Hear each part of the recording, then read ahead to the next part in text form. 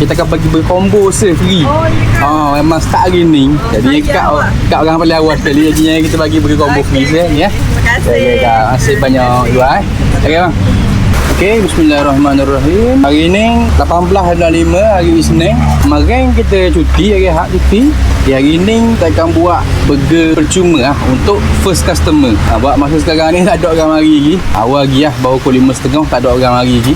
Kita preparation tengah proses preparation untuk nak buat caramelized onion. Sayur-sayur pun on the way kerak. Dapat stok apa mereka. Yes. First pada hari ni bertuah akak ni. Dia nak single set je. Tapi kita akan bagi burger combo free ke dia. Okay, jangan bagi dah. Tulus.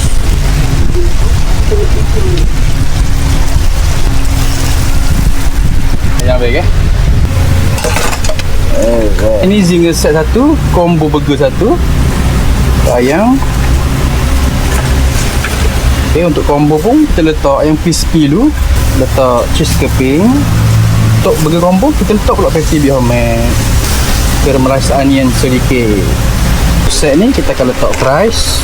Atas fries kita akan letak sos chili, black pepper dan mayonis. Ni burger free yang kita akan bagi setiap hari kepada customer yang paling awal mari dekat cabin ni. Burger combo yang berharga RM11 dekat cabin ni.